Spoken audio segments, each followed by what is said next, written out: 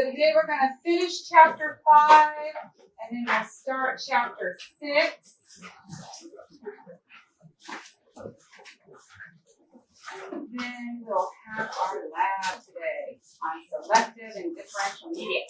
Kind of fun. Okay, so to get started, sorry, I'll turn my let's recap what we did last time.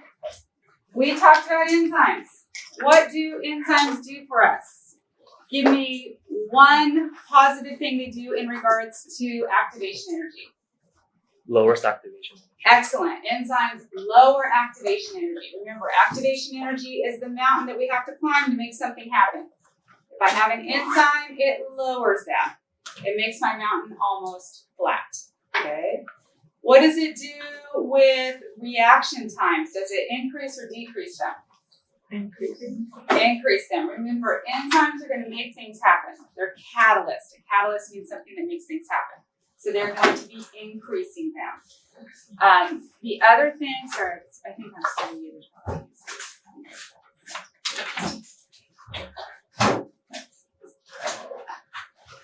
Okay, so we have our enzymes in. They're going to lower our activation energy. They're going to increase reactions. They are also going to allow us to have collisions occur more frequently. Sorry, I got to get out of here for just a second. Let me stop my share, sorry. So everybody can see here. Okay, there we go. And then the other thing that they're going to do is they're going to be responsible for being involved in every metabolic pathway process. Remember, every step that we've been talking about with our processes along the way have had an enzyme that have been responsible with them.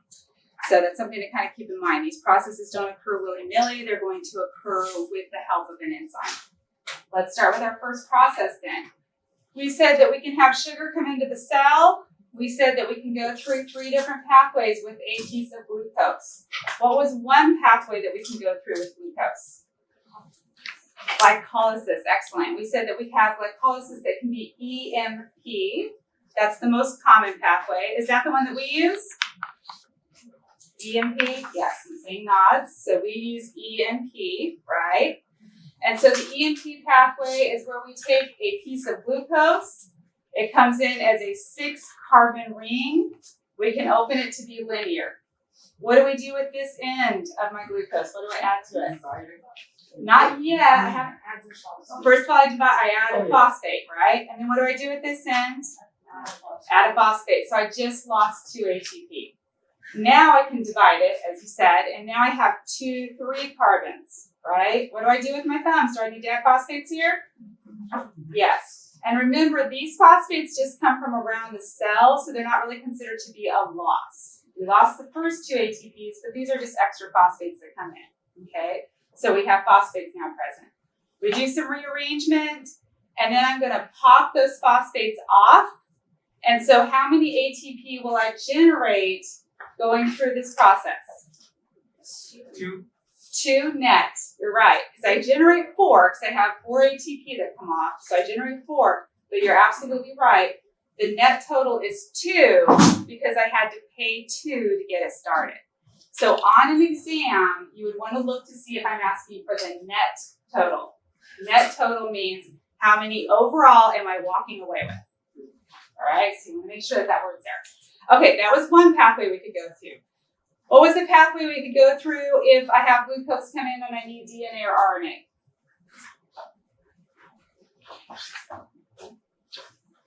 Anybody remember? First of all, how many carbons are in a sugar, 5-carbon sugar? That's kind of a hint. 5. Okay, so what do we call 5 in our Latin base?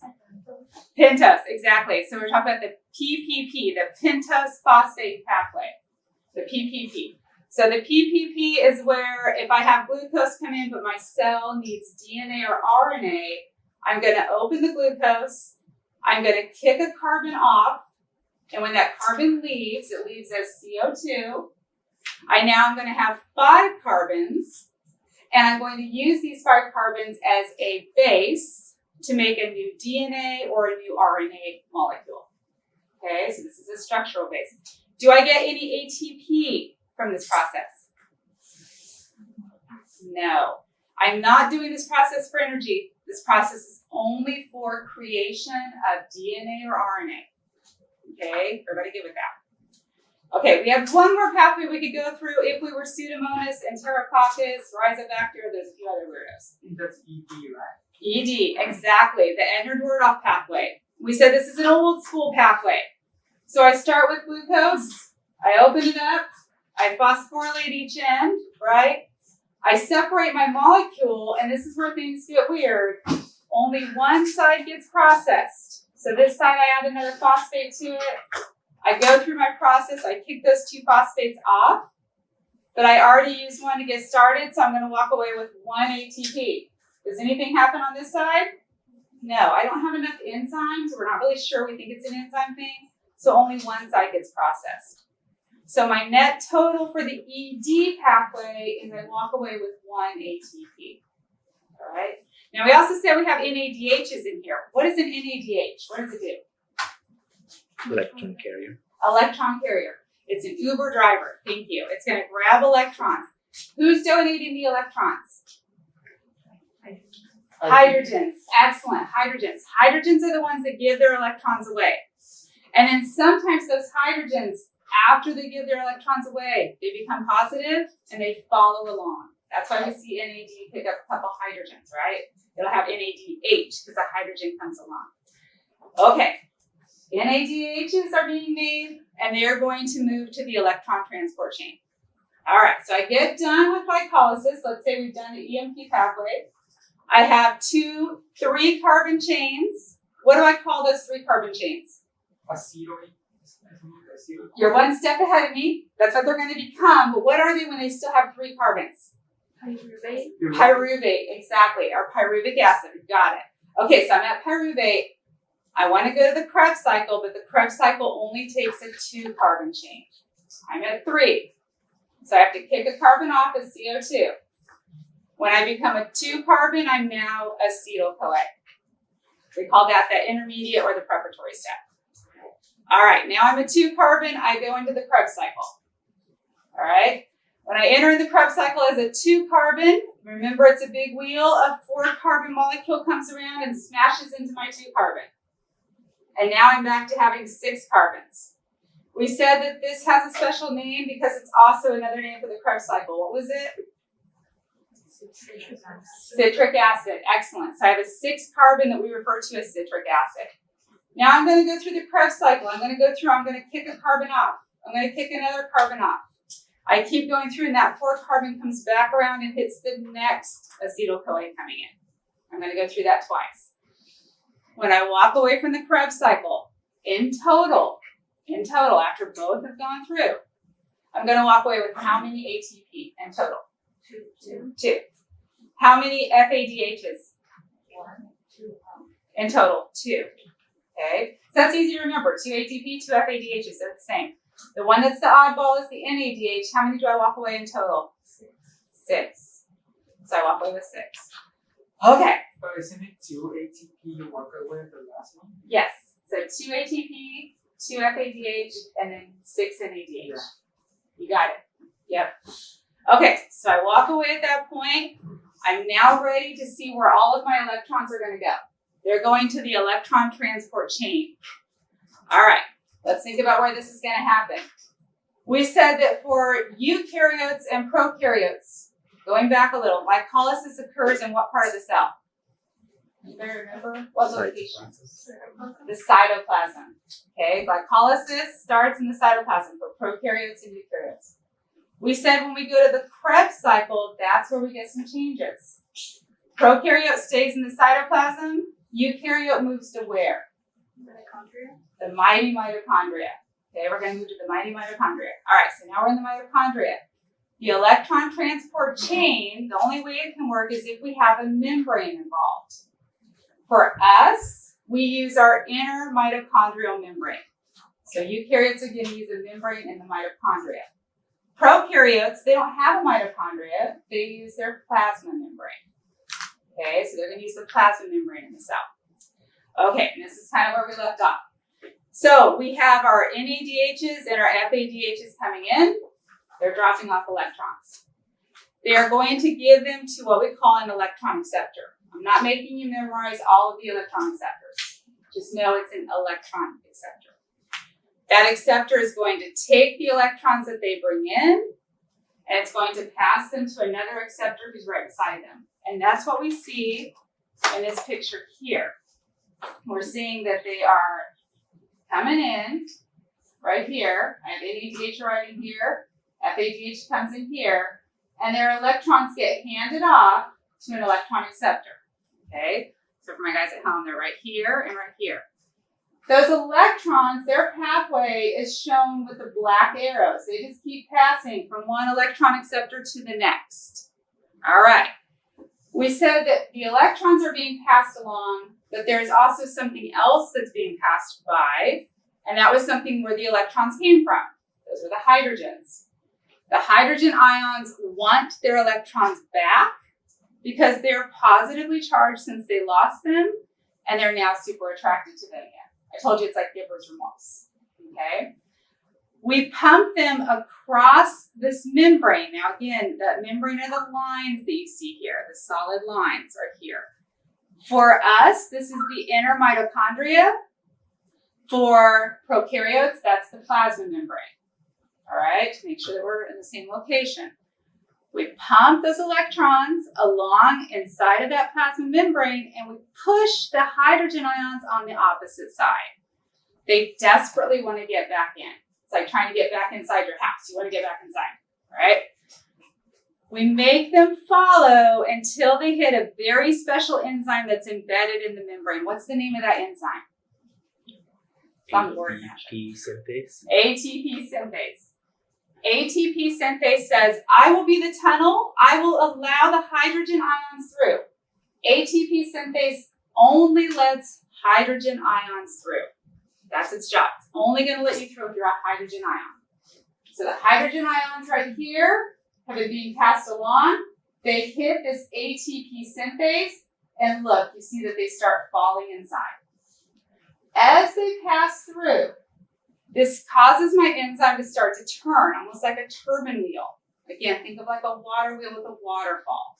The water falling generates energy. The hydrogens falling generates energy. What's going to happen now is with that energy, I get waves of energy coming out, and it's enough energy to be able to push phosphates back onto ADP. And now I can walk away with some ATP. That was my whole goal, all right? So this whole process took a lot of time to get here. But the idea then is that we're having NADHs and FADHs come in, and you notice sometimes it'll say FADH2. That's the correct term because they can actually carry two hydrogens. I'm not worried about that. On a test, I'm not going to worry about that. Just tell me FADH, okay? I'm happy with that. They bring in hydrogens. Notice they come in different areas. NADH comes first. FADH2 comes in second. That means for each NADH I get a total of 3 ATP. Why? Because they come in first. So they give me a little more energy. FADH, who arrives a little later, gives me 2 ATP. All right? My electrons get passed. Those hydrogen ions want to be with them. I let them come through at the ATP synthase, and then that's going to be able to create energy to create ATP. Is that making a little more sense going through it again? And that's what you have to do. You have to sit there and kind of write this out. And believe me, the first time I saw this, I was like, oh my gosh. But you have to go through it a couple times. Okay. So again, where this is occurring, this electron transport, it's going to occur in the plasma membrane of prokaryotes. We have to have a membrane. The reason for that is that membrane acts as our barrier to separate the hydrogen ions from the electrons that they want. I have to separate them. That way, when the hydrogen ions flow through, that's how I get my energy. If I didn't separate them, I wouldn't get any energy flow. So for prokaryotes, that membrane is the plasma membrane. For us, it's the inner mitochondria. All right. And we are going to create ATP by pushing hydrogens away from those electrons. They're on the opposite side of that membrane. They really want to be there. Here's another picture. It's showing the same thing, electrons being passed. Here's my hydrogens. They really want to be with their electrons, and the only way they can get there is if they pass through that ATP synthase. All right, a very, very important enzyme. Okay, as those hydrogen ions pass through then, I am finally going to create enough ATP to keep the cell alive. Up until this point, we've been walking away with like 2 ATP from glycolysis, 2 ATP from Krebs. Now we're finally going to walk away with more. And when we're done with the electron transport chain, we are going to walk away with a total of 34 ATP. That is a pretty good deal. All right, so that's pretty good. It's where we're going to make the most ATP. Now, for us, we're going to add our totals of ATP that we've made up until this time. And if I walk away with 34 ATP, and I add 2 ATP from glycolysis and 2 from Krebs, I would expect that to give me a total of 38 ATP, correct? But then I look at this and it says final count 36 ATP for eukaryotes and 38 ATP for prokaryotes. Well, what the heck? We're going through the same process. Why do they get more? What happened to R2? We have an extra step in ours. Remember, we didn't stay in the cytoplasm and we didn't use the plasma membrane. Where did we move to? The mitochondria. And when we move, we sacrifice a little energy. So we basically have to pay a price to transport everything that we've made over to that mitochondria. All right? Because of that, when we walk away, our net total for one single glucose molecule, per glucose molecule, we walk away with a net total of 36 ATP. Prokaryotes walk away with 38 because they stay right in the same location. Cytoplasm, and then they use the plasma membrane. We're transporting. And transport always costs a fee. Can you ever get an Uber driver for free? Never, right? If they do offer to drive you for free, just walk away because there's something shady going on there, okay? Don't get in a free Uber driver car, okay? They'll do bad things. You'll be on the news later. Don't do it. Okay. All right. So at the end then, the carrier that's going to be in charge of this whole electron transport chain process, the biggest, the baddest, the strongest, the heaviest one who attracts all the electrons to it is going to be what element? What do we need to survive? Oxygen. Oxygen. So oxygen is always going to be the one at the end of our electron transport chain. He's the bowling ball on the sheet that pulls everything down towards him. All right? Anaerobes will have a similar process. Remember, an anaerobe is something that can't live with oxygen. Their process is extremely similar. The only difference is the oxygen at their end, they don't have it. They have something like a sulfur or a nitrogen who pulls. But we always have to have an element pulling our electrons towards it. If we don't, let's say I run into a situation where I don't have oxygen present. What that does is it shuts my electron transport chain down. The electrons arrive, the first acceptor gets them, but oxygen isn't there at the end to keep pulling them, and so that acceptor is like, I don't know what to do. I have these things and nobody's telling me what to do, and it just kind of lets them go because it doesn't know what to do. And the hydrogens arrive and their electrons get released and they go right to their electrons. We never get them to go through ATP synthase. So we don't get our ATP. This is why our brains cannot survive without oxygen. It's because our ATP production is too low to support our cellular living. All right? So if oxygen is not present, everything is going to stop. And remember, that means that we can't move out of glycolysis. We get stuck in glycolysis. Because the only way I can go to the intermediate step and to Krebs and to the ETCC is if my body knows that there's oxygen present. Otherwise, I'm going to get stuck in glycolysis. All right? All right, so I mentioned that for us, for our aerobic transportation and RETC, we have to have oxygen present. And guess what? That oxygen that's there, when those hydrogen ions bind with their electrons again, they interact with oxygen and look at what they create. Water. Remember our original formula that we wrote on the board with glucose converting into ATP? We said one of the side effects that it makes is water. There's that water that it creates. All right. Anaerobic respiration, well, again, it's going to involve something besides pure oxygen. We can have a nitrogen. It can bind with the oxygen, which helps keep the oxygen from being toxic, but we can't have pure oxygen alone. We can have a sulfur. We can have a sulfate. We can have a nitrite. We can have anything else that's present there as long as it's not just pure oxygen. That's going to be for our organisms that are finding oxygen to be toxic to them. All right. So just to summarize one more time, we have glycolysis. We usually are going to go through the EMP pathway, that's what we see here, and generate 2 ATP and 2 NADHs. We also end up with a net total of 2 pyruvate. We then go on to our intermediate step. Our intermediate step, we're going to remove a carbon dioxide from each pyruvate, so 2 CO2s get released. I also am going to release some hydrogen, so I get some electrons, so I create 2 NADHs. I go into the Krebs cycle, and in the Krebs cycle, I'm going to get out a net total of 2 ATPs, 6 NADHs, and 2 FADHs. These are all going to go over here, and this is showing how they're getting processed in the electron transport chain. So for prokaryotes, they walk away with 38 ATP. How many do we walk away with? 36. Excellent.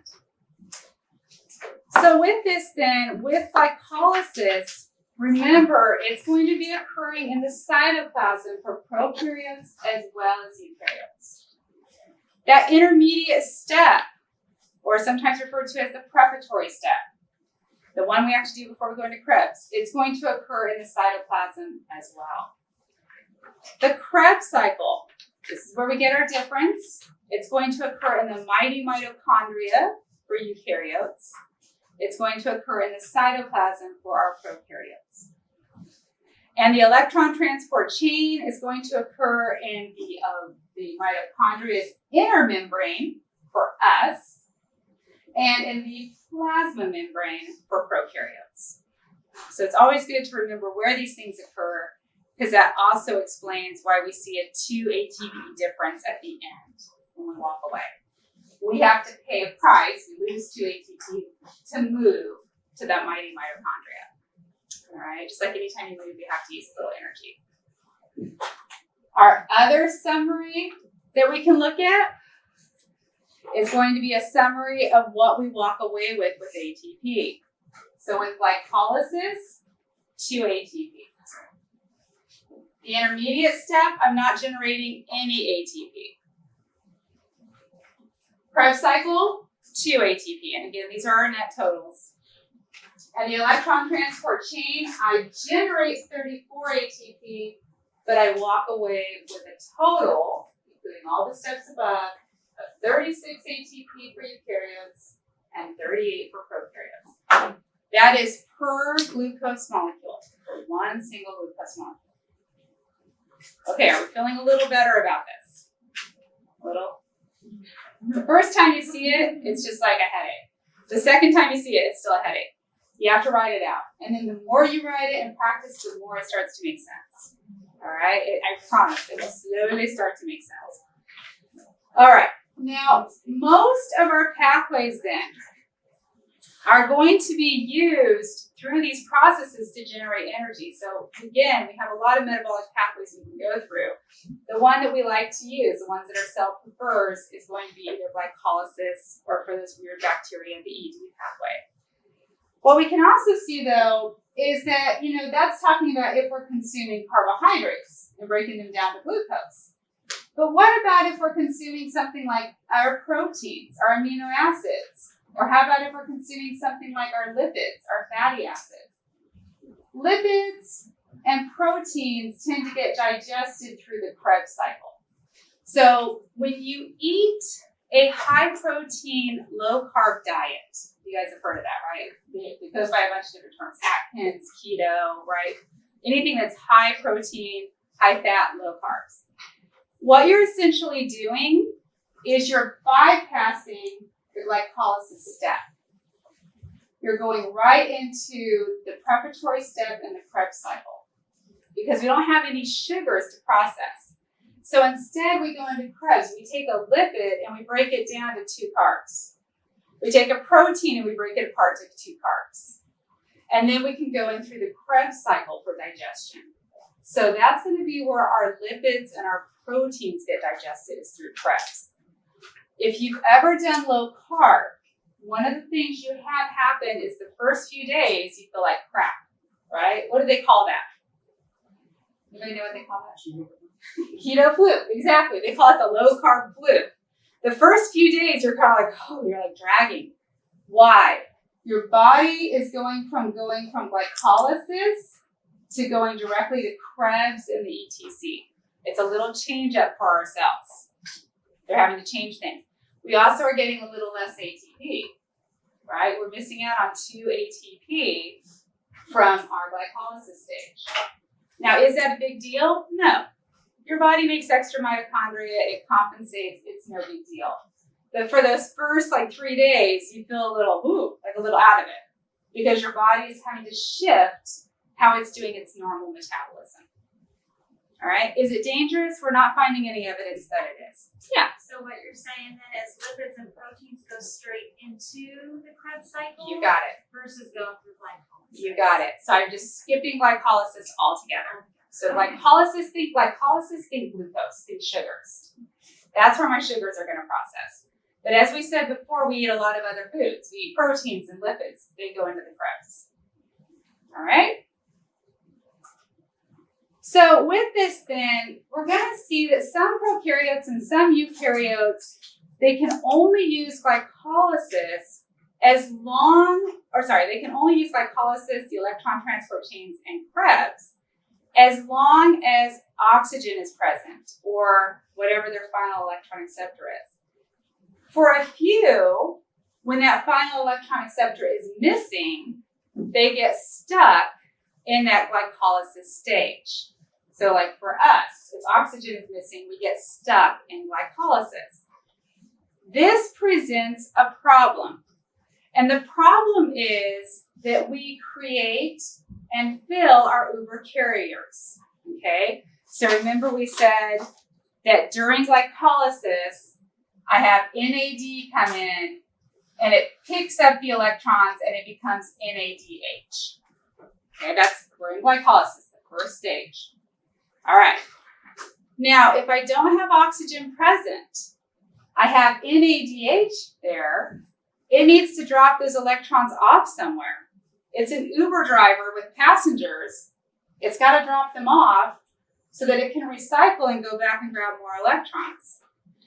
This is like if you take an Uber to go to the airport, and all of a sudden when you get near the airport, all the lanes are closed due to construction. Are you going to stay in that Uber car for the rest of your life? No, they're going to drop you off somewhere else, right? That's what's going to happen here. If we don't have a final electron acceptor, for us it's oxygen, present, our NADHs, they have to drop those electrons off somewhere.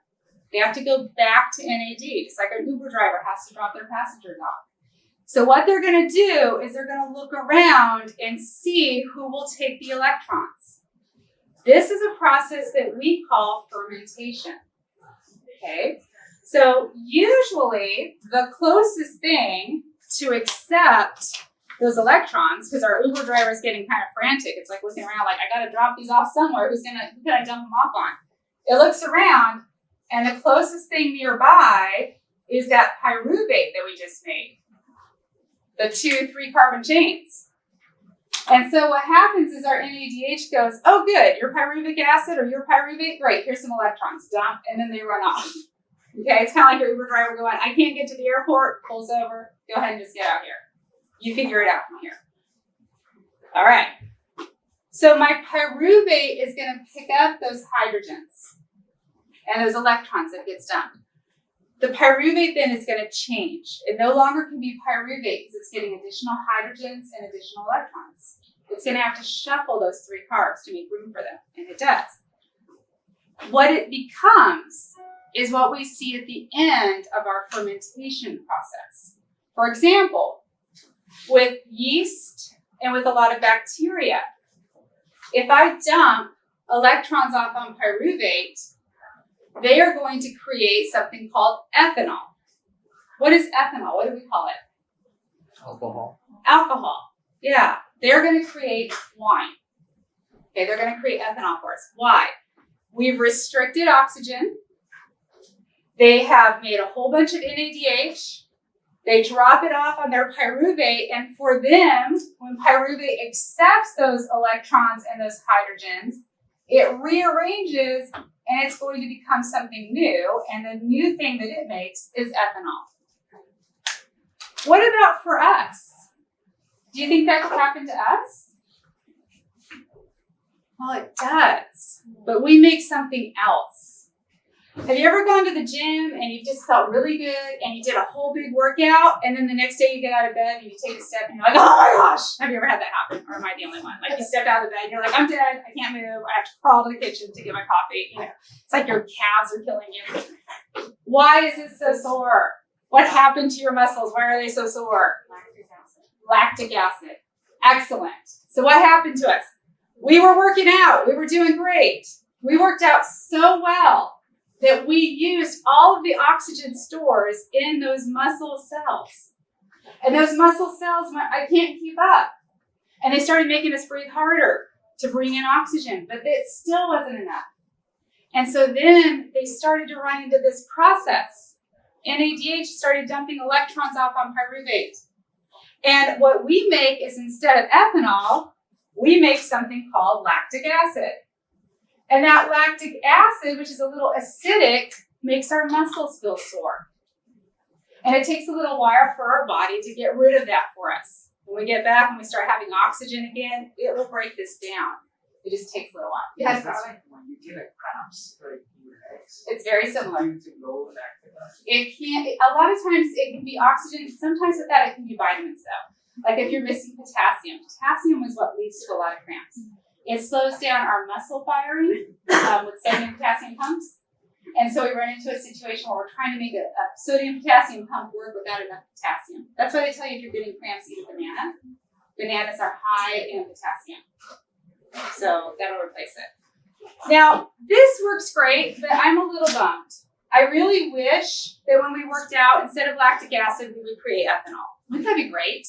You would work out and be creating wine. You'd be at the end of your workout, you'd be like, woohoo! I just ran 5 miles. Yeah, because you'd be drinking wine while you're working out. That would encourage me to work out, okay? But instead, we get lactic acid. What a jip, right? I'm sore afterwards. That's not encouragement. But, okay, let's think about this. If I keep working out, does the soreness eventually go away? Yes. Yeah. And does it ever come back? No. It does. I mean, if I keep doing the same workout, it doesn't. Why? Our body goes, man, you stressed me out. I better make some more mitochondria. And then I better store some more oxygen, because if you're going to start doing this, I'm going to be ready for you. And that's how we build our endurance. See how cool that is? So this process then, it all comes down to the fact that we can't go on to the Krebs cycle. We can't go on to the preparatory step because we're missing our final electron acceptor, oxygen, down here. When we try to breathe hard, when we work out, we're breathing hard, we're trying to get enough oxygen in, we just can't. So this is our normal process. During fermentation, I get stuck in glycolysis. I create pyruvic acid, I create NADH. These guys are looking to go on to the electron transport chain, but it's closed. They can't go on because we're missing that final electron acceptor. Again, it's like trying to drive down a road where there's a barrier for construction. They can't go on. So they look around and they say, well, hey, pyruvic acid, guess what you're getting? You're getting some electrons and you're getting some hydrogens. And that's what creates our new fermentation product. Depending on what cell we are, what kind of cell we are, it will dictate what our fermentation product will be. So again, for some it's ethanol, for us it's lactic acid. So fermentation then, it does not require oxygen to happen. In some cells, it actually won't occur at all if oxygen is present. If we think about this, if I go through glycolysis, Krebs, and the ETC, I walk away with a total of, for us, 36 ATP.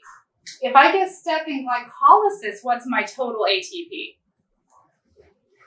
How many did I get in glycolysis?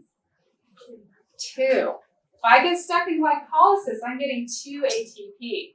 So if I'm a cell and I have a choice between fermentation or glycolysis, Krebs, and ETC, I'm always going to choose glycolysis, Krebs, and ETC. This is why in winemaking, they use anaerobic vats. They take the oxygen away from the cells that they're using to create their wine. Have you ever seen those big wine barrels and things? They're sealed on the inside. What they've done is they've thrown in grapes. Why do we need grapes? They're full of sugar. It's a food source. We throw in grapes. We throw in our yeast cells or our bacteria, whatever we're using as our starter culture. We take the oxygen away and we let them ferment. And the longer they ferment, the stronger the wine alcohol content. Isn't that cool? This is how we also make other alcohols. Vodka, same thing. We're fermenting rice, potatoes, things like that. All right, so same idea. Okay, yeah. See, we can go through all the spirits. Okay, all right.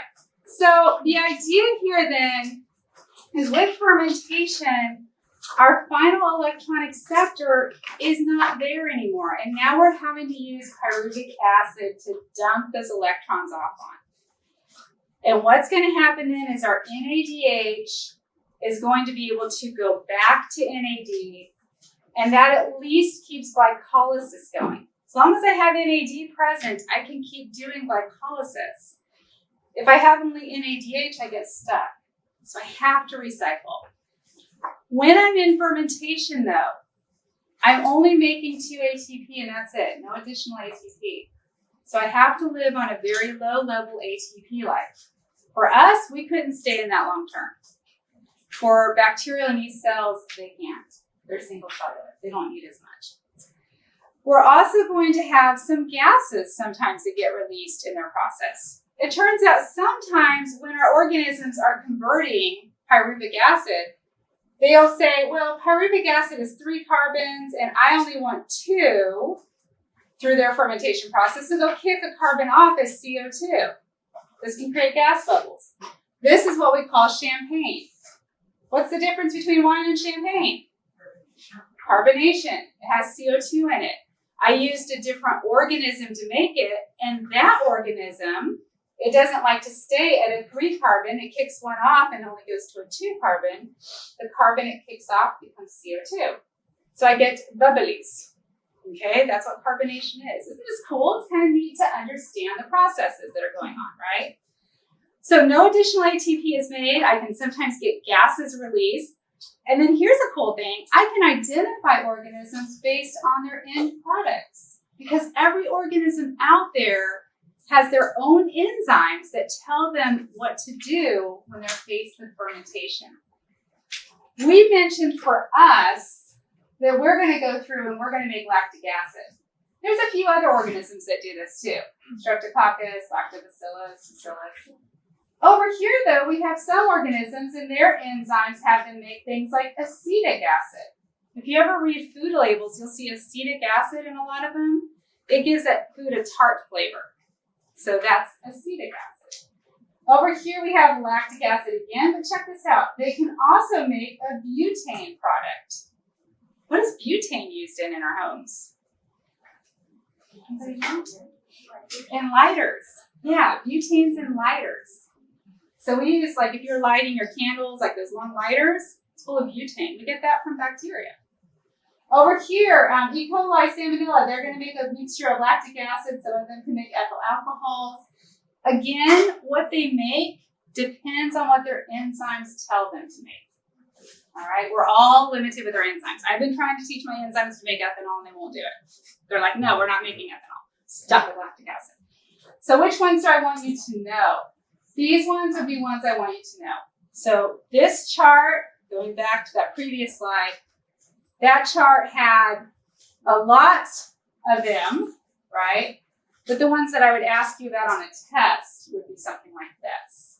If I asked you who makes ethanol, you would say Saccharomyces cerevisiae. That's a yeast, Saccharomyces cerevisiae. That's a mouthful too. If I asked you about propionic acid, we use propionic acid as a flavoring. It also is a preservative in food. It prevents mold. So if you read your food labels and see propionic acid, that's something that helps preserve food. It's a natural source. That comes from Propionibacterium. Acetone and butanol, we mentioned acetone for our nails. That comes from Clostridium. So these are ones that we use in our industry. And all we have to do to make these products is withhold their final electron acceptors. For most of these, that's going to be oxygen, which means we just grow them in a vat without oxygen. And then, voila, we walk away with acetone. Yes? So yeast is a fungus. Are there any bacteria that produce them? So like right here, this is Clostridium. So that's a bacterium. The yeast is a fungus. Is that what you're asking? Is it the only one that makes ethanol? Yeah. No, we do have a few bacterial strains that will as well.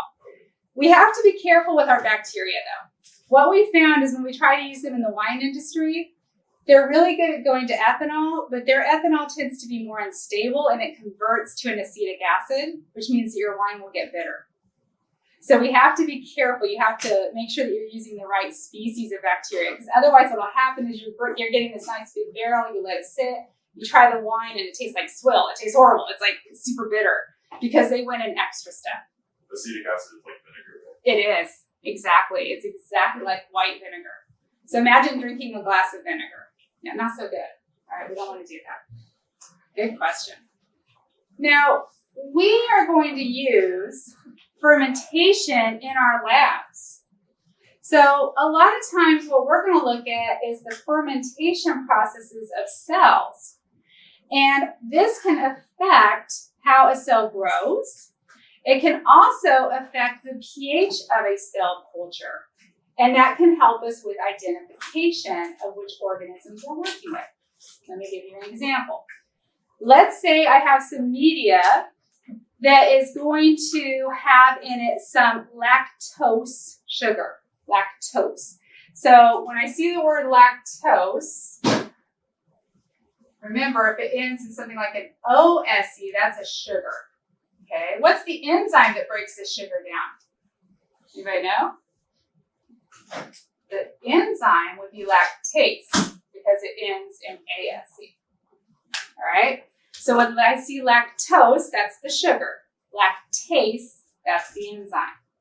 So when I'm growing bacterial cultures, a lot of times what I'll do is I'll give them a sugar source. It can be a glucose, a lactose, an amylose. If it ends in OSE, it's a sugar. And I'm going to see what enzymes they have. Those bacteria, when I put them into a broth or when I put them on a plate, I'm going to have some of the bacteria have easy access to oxygen. In a broth, we see the easy access to oxygen at the surface of the broth. But what about those guys way at the bottom? Do you think they're getting a lot of oxygen way down here? Not so much. So these guys down here are going to start going through fermentation. Just like when we work out, do all of our cells become oxygen deprived or only a few? Only a few, where we get sore. Those are the ones that tell us where they were oxygen deprived. Not everything is. So the same is true in our cultures. Some are going to become oxygen deprived. They're going to start the process of fermentation. Now what this is going to do then is it allows them to break a sugar down.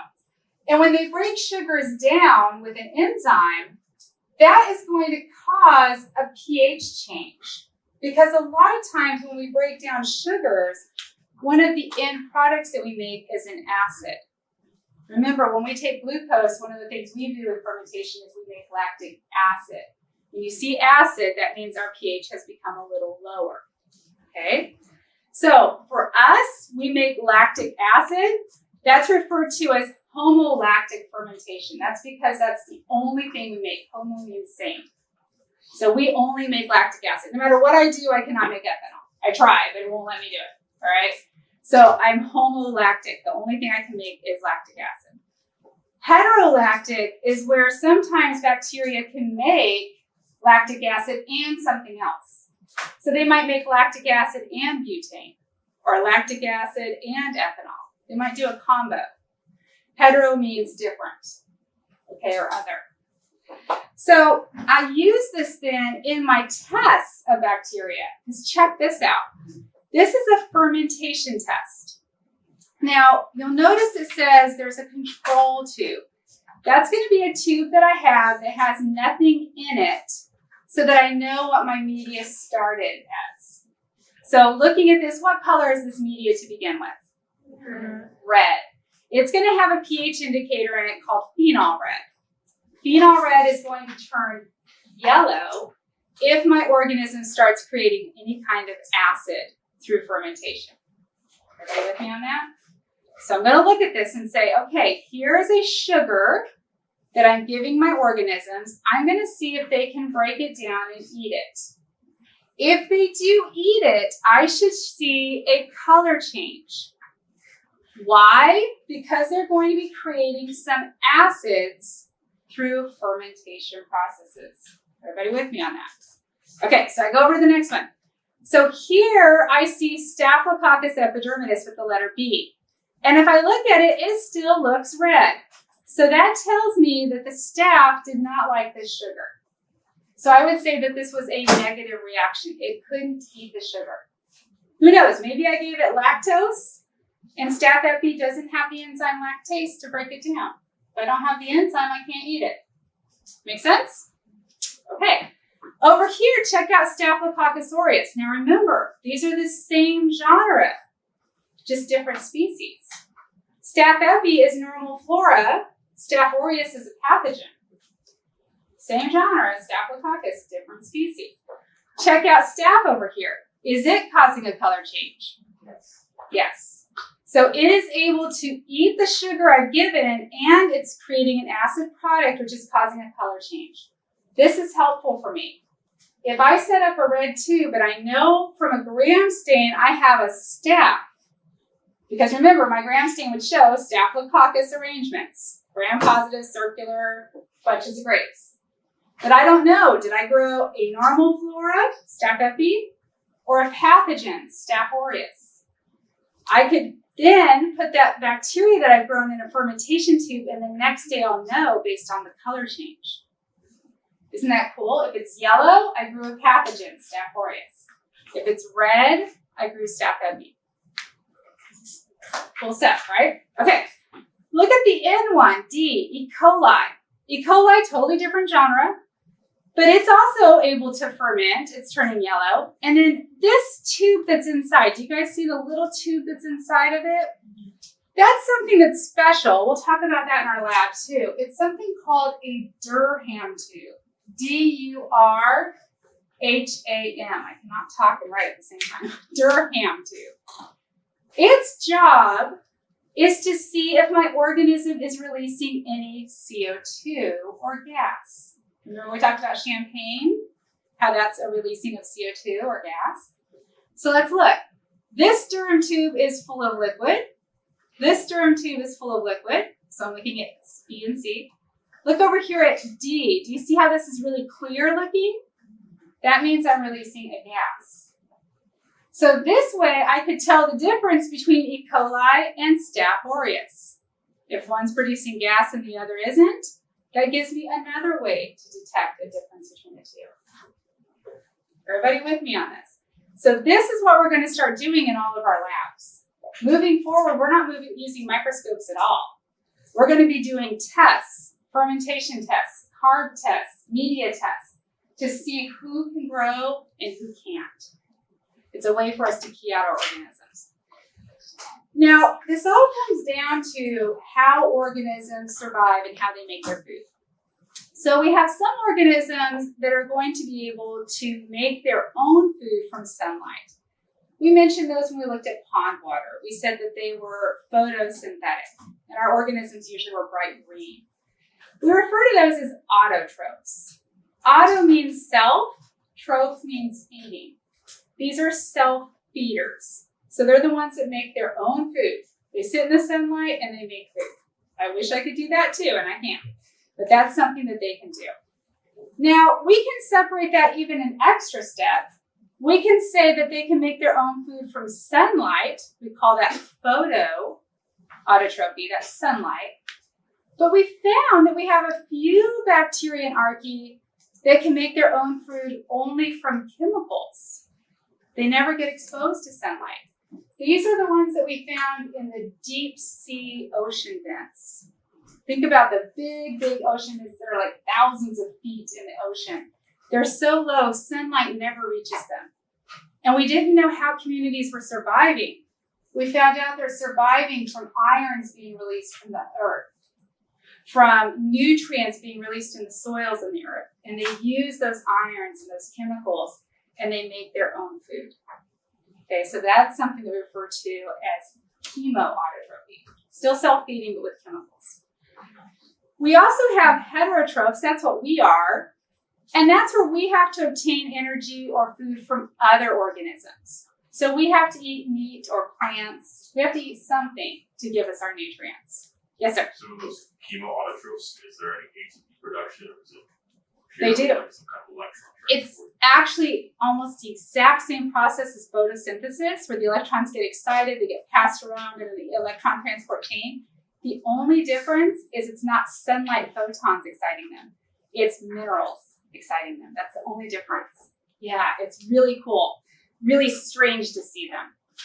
So our autotrophs then are our self-feeders. And then we also have heterotrophs that are like us, that means other feeders. We can take all of our microorganisms, actually all life forms on our planet, and divide them to either be an autotroph or a heterotroph. Autotroph meaning that they don't rely on anybody else but themselves. Heterotrophs like us, we have to rely on other food organisms, other things to give us our nutrients. Okay, I can go stand in the sun all day, and at the end of the day, I'm still hungry because I can't make my own food. I can go sit in a vat of iron and chemicals, and at the end of the day, I'm still hungry because I can't use that for anything. The autotrophs can. Okay, so they're the ones that kind of run our world. So if we were to summarize this then, photoautotrophs are going to be driven by the sun. They get their carbons to build glucose from CO2. This is why plants pull in CO2. They take that carbon dioxide and they use that to actually make glucose. We also can have photoheterotrophs. Okay, so heterotroph means that they need food from something else. So they're using sunlight, but they can't make their own carbon, so they have to get those from another organism. That would be something like our special green and non-sulfur bacteria. So these guys are almost independent, but they still need their organic chemicals from something else. That could be like other decaying organisms, like organisms that have died in the environment, they'll steal their nutrients. Okay? So they're not like killing anything, they're just taking their nutrients. Chemoautotrophs, these are the ones that we talked about in the vents. They make their own food. The difference is that they're using chemicals rather than the sun, and they still use CO2, so they're completely independent. Chemoheterotrophs, that's what we are. I said we were heterotrophs. We could specify and say chemoheterotrophs. That means that we need to have chemical bonds provided to us and organic compounds. So how do we get these? Through our diet.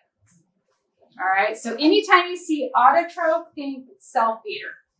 Anytime you see heterotroph, think that they need something else to help them live. An autotroph can live completely on its own. A heterotroph always needs help. All right, those are the big differences. Okay, let's do a review and make sure we're doing okay. I don't know about you guys, that's exhausting. How many molecules of ATP can be generated from the 3 steps of aerobic respiration? What are the 3 steps? Glycolysis, Krebs cycle, electron transport chain. How many molecules of ATP can be generated from the 3 steps of aerobic respiration per glucose molecule in a prokaryote. Prokaryote? 30.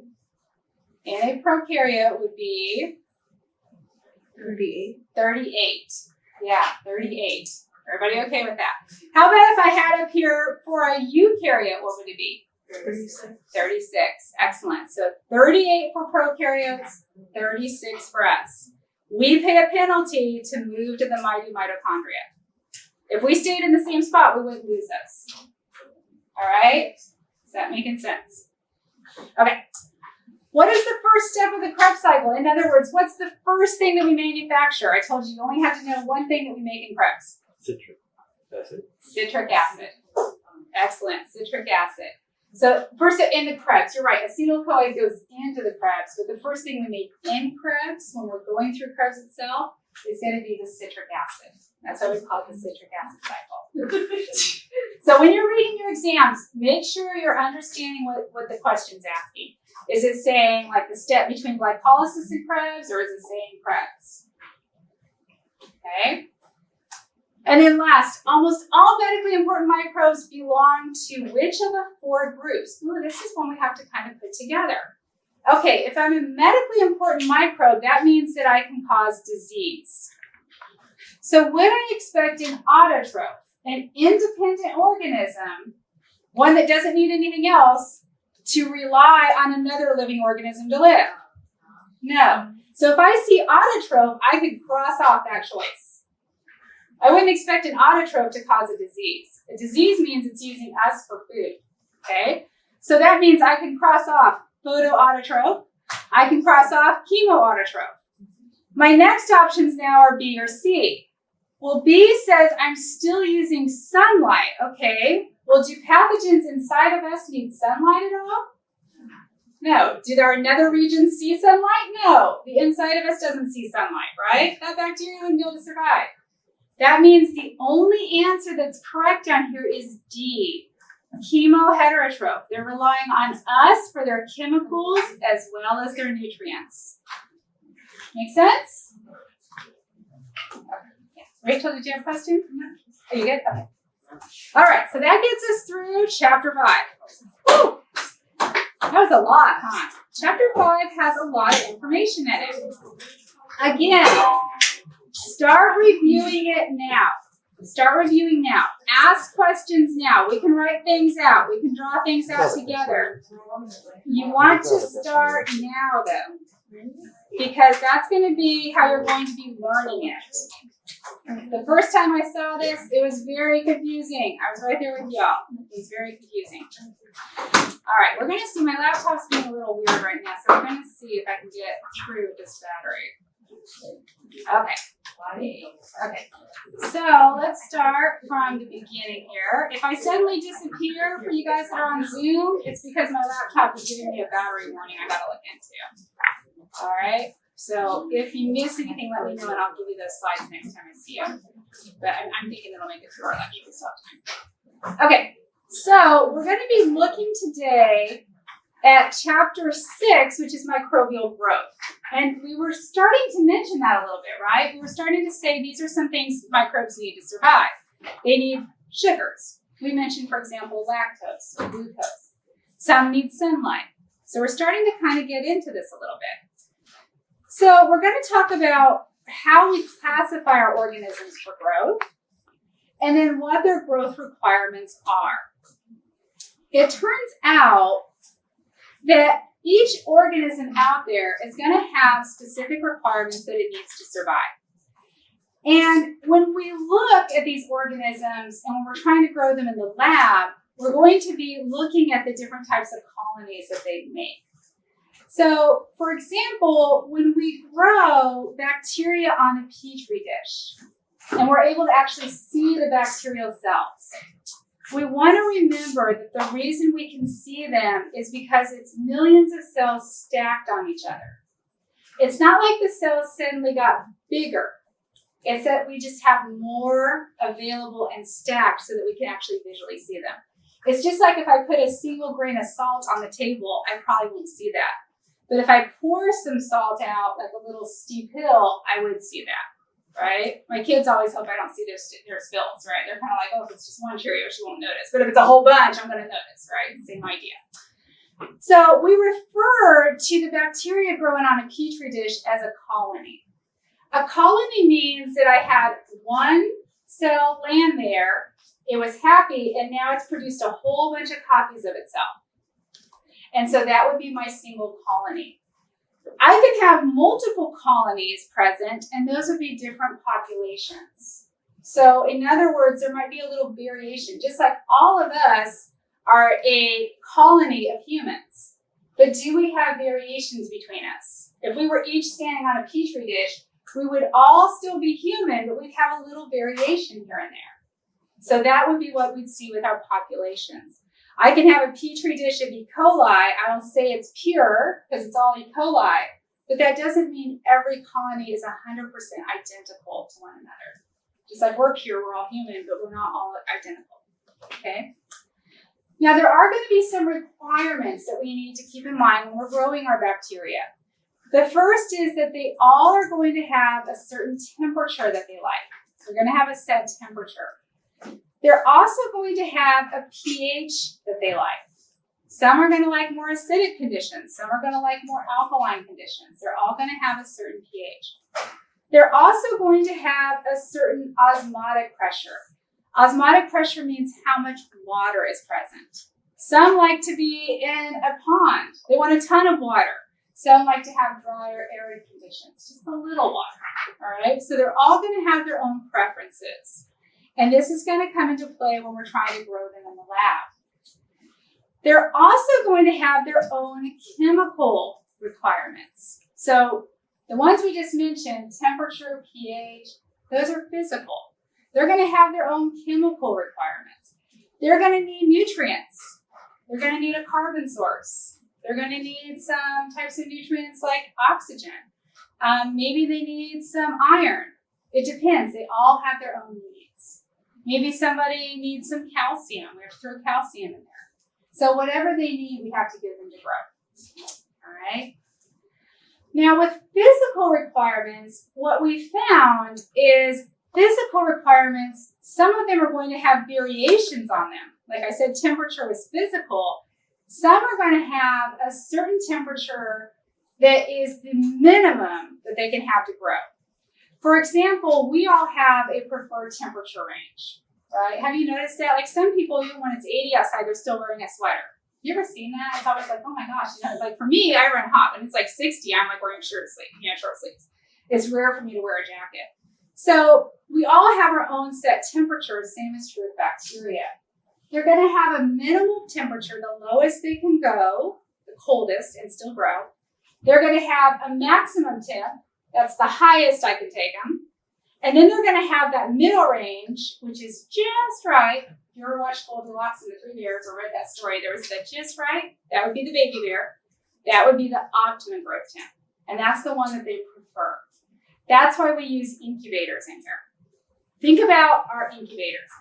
We're going to have them set for around 35 to 37 degrees Celsius.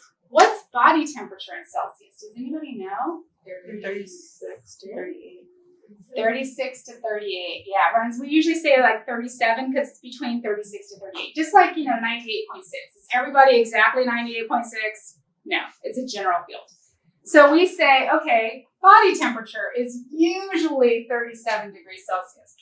So the organisms that we're growing in here, we're growing them close to body temperature. The reason we don't set our incubators right at 38, which is like the higher end of body temperature, is if there's a power surge, our incubator could get hot. That would be like having a fever. Guess why our bodies have fevers? When they go a little bit hot, the microbes don't like it and it kills them. So a fever is actually something we do as a protection. We don't want to have a fever in our incubator. That would be the opposite of what we want. So that's why if you go into any hospital lab, they're going to be running between these temperatures for their main incubators. All right? So we're going to have some optimum temperatures. Now it turns out we're going to have some bacteria that love those temperatures, body temperature. We're going to have some bacteria that can't live at body temperature. It's too hot for them. So we have been able to separate microbes into 5 distinct categories based on their temperature preferences. We base it based on the optimal temperatures, okay, the places where they like to grow, the fastest areas where they'll reproduce. So the first category are the psychrophiles. And when you're studying these, study the name psychrophile and the optimal growth. You don't have to study the ranges, it's too much. Just study the name psychrophile and the optimum growth. So here we see psychrophile, its optimum growth is 15 degrees Celsius. Is that very hot? No, that's on the cooler region. As a matter of fact, we can look at this and check them out. They can go below freezing. They can go to -10. If I was to take a sample of an ice field in Alaska, I would find psychrophiles growing there. Okay, so these guys can grow in frost fields. These guys can grow in Arctic waters. These are the ones that can grow in really, really cold sub-zero temperatures. They're fine with that. Their preferred range is around 15. If I get them at 15, they grow fastest. But if I take them at 0, they'll still grow. It's just a little slower. Okay, their preferred range is 15. Psychrotrophs. Okay, so let's think about the word phile and troph. Phile means loving, troph means growing. So if I'm psychrophile, that means I'm cold loving. If I'm psychrotroph, that means that I can live at colder temperatures. Might not always love them, okay? So psychrotroph, they can't go below 0. They can go to 0, but they can't go below it. And their optimum growth range is actually close to room temperature, which is about 25. The reason we mention psychrotrophs is because psychrotrophs are the ones that are usually involved in food spoilage. When you start to see mold growing on your food in your fridge, maybe you had food shoved in the back you forgot about. Anybody ever done that, or am I the only disgusting person? Okay, there's a few of us. Okay, good. Yeah, I'll have stuff in my fridge that gets shoved in the back. I'll pull it out later. It looks like a science experiment. It's like, what is this? It's all green now. So those would be, I'm getting a warning about my battery. Okay, my battery might run out. We'll see. So those would be the ones that are going to be able to grow in a refrigerator. Now, the reason they can grow and not the psychrophiles is when that food is being processed, it's too warm for the psychrophiles. But the psychrotrophs can live through that processing. And then when they go in the fridge, they can start growing too. So the psychrotrophs are the ones that usually cause food spoilage. Mesophiles. These are the ones that have an optimal growth of 37 degrees Celsius. That's body temperature. Where do you think Staphylococcus aureus would be in this group? From the 3 we talked about. Staphylococcus aureus is a pathogen. Which group would it belong to? Mesophile. Excellent. Most of the organisms that cause human disease are mesophiles. Most of them. There are a few psychrotrophs, like foot fungus. They can grow in areas that are a little cooler. They grow on the surface of the skin. But if they're inside of us, they have to be able to grow at 37, so they're going to be a mesophile. It's a nice way to remember meso. Think meso is middle. That's what that meso comes from. It means it's a middle living organism. So it's about middle on our temperature range. Thermophiles, they have an optimal growth of 62 degrees Celsius. That's getting pretty warm. These are ones that we would find in like desert sands. These would be ones that we would find at like Palm Springs, in areas that are warm, Hawaii, tropical. We would find a lot of thermophiles growing. And then we hit the last range, which is the hyperthermophile. And these guys like it hot. Their optimal growth is right at boiling. They're at 95 degrees Celsius. It's just 5 more degrees to boil. Yes, sir. Would you find out like Yellowstone? Yes, excellent. Thank you. So the hyperthermophiles would exactly be found at places like Yellowstone. When I have boiling hot vents, when I have thermal geysers, when I have hot magma kind of conditions, that's where I'd be finding these guys. The reason Yellowstone is so hot is there's a big field of magma right under the surface that's heating everything. And I just lost my computer. All right, we'll switch to the other one in a second. I'll just have to make sure I remember that was the slide we were on for my guys that are at home. I think my computer cable's out in my car. I just didn't have a chance to run out there this morning and snag it. So give me a second, we'll switch over. take a 2-minute break for a second while I switch this over.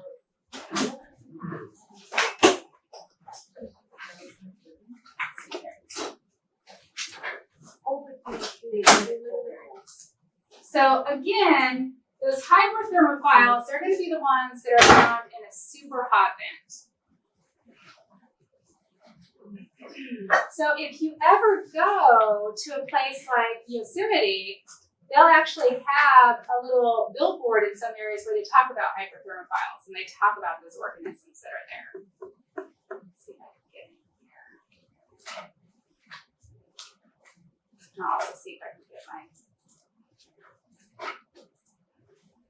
Let me see if I can get into my. Actually, I'll just pick them up. Okay, I'll talk to my group that's on Zoom later. And let me switch you guys so you can see what I'm doing here.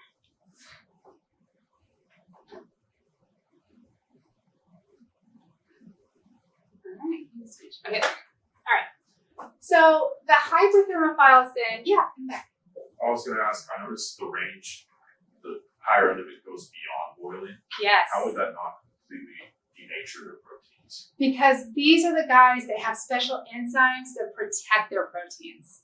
So when we actually do PCR, when we actually amplify DNA, if any of you have ever done like any kind of biochemistry or read about DNA melting and making copies of it, we actually use a hyperthermophile, it's called TAC, to get an enzyme from them to be able to melt the DNA and reconstruct it. That's tactile. That's TAC polymerase. It comes from these guys. They have enzymes that their DNA doesn't fall apart when it's boiled. And they have enzymes that I would have to boil them for like 3 days straight to actually affect or damage them. I just basically have to make them run out of enzyme. And they're able to protect themselves. It's incredible what they can do. So here we see our 5 categories kind of pinned out on a chart. And so we see psychrophiles, psychrotrophs, mesophiles, thermophiles, hyperthermophiles. Notice I do have some overlap, right? I do have some overlap. And that's okay. I'm going to have some areas where my bacteria and their ranges can overlap one another. That's why I told you when you're studying, study only the optimals. The optimals are going to be where we see these peaks occurring. All right, so when you're studying, that's what I want you to keep track of, are those peaks. So psychrotrophs, as we mentioned, they're going to be responsible for food spoilage. These guys are the ones that can grow in our refrigerator. Their preference is about 15 degrees Celsius. And they can cause, their preference is room temp, about 25 degrees Celsius. And they can cause food spoilage. We see that a lot of times these are also endospore formers. So, for example, think about our milk. When we take milk and we treat our milk, we do a flash heat process, that's going to kill all of the vegetative cells in there.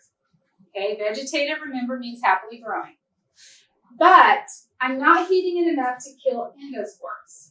If I did, my milk would taste disgusting, so I would denature the milk. So I have to kill the vegetative cells. I leave behind the endospores. I sell the milk, we take it, and we put it in the fridge. If you leave milk out at room temp, what happens to it? It curdles, it spoils. Why? Because the organisms in there grow faster at 25. Why? Because they're psychrotrophs. If I put them in the refrigerator, though, it's cold, it slows them down. So I can get a week or 2 out of that milk. But if I let the milk sit there for 3 to 4 weeks, what happens to it? It starts to smell bad. You know, we've all smelled sour milk, right? And what is it about sour milk? When you smell it, you have to share it, right? You take a sniff, you're like, oh, this is horrible. Here, smell it. Right? We all do it. I remember my roommate one time, she smelled the milk and she was like, oh, it's horrible, smell it. And I said, I don't want to. And she goes, but no, you have to. Like, she was like, what? What do you mean you don't want to? Like, no, you have to share the experience with me. You have to be grossed out. Like, what the heck? Like, I violated a friend rule by saying no. You know, so I had to like, okay. Yeah. So the idea here then is that when we have milk in the fridge, we're slowing their growth down. We're not killing them. We're not getting rid of them. They're still there. A lot of times they're there as endospores. But those endospores are like, hey, this is pretty good in here. It's a little cold. I prefer it at 25, but I can still grow. And so they start to hatch out, and that's what ruins our milk, is when these guys start to grow. Are they harmful to us? If we drink spoiled milk, will we die? No. They're easily killed by the acid in our stomach. So they're not going to harm us at all. It's just going to taste bad. Yeah. So if you take it out, does that start to happen like right away, or how long do you have before they start to do that? So they usually last, it takes a good 2 weeks. So that's why you have milk expiration dates on there. So they'll tell you about a week or two under refrigerated conditions. If you leave them sitting out on your desktop at home, within 2 to 3 days, it would be ruined. So it takes a while. It takes a couple days for them to kind of wake up. If you leave like milk in the car for a few hours. So milk in the car is a little different. Remember, milk in the car, it's even warmer. And these guys, the warmer it gets, the faster they start to grow. So I definitely wouldn't drink. Like if you left milk in the car like for a day or two, just throw it out. Let it go. Just don't drink it. But all day, if you go back to the car, you can still drink it. But if you're grocery shopping, let's say you put it in your car, you go do something else, and you come back like an hour or two later, you should still be okay. As long as when you touch that carton it still feels cold, you're still okay. If you touch that carton and it feels hot, throw it out. So what's the difference from almond milk? Because I know that there's some stores that have like almond milk. Yes. And have you ever seen also like lactate milk? It has an expiration date for days, right? We're going to talk about that in food processing for like months. Same with almond milk. It's a different process. And so they actually use a different process to sterilize their milk, which means that it slows the endospore formers down even more. And so it's a flash heat. We do it. It's not just pasteurization. We do an extra step, but it also costs a little more.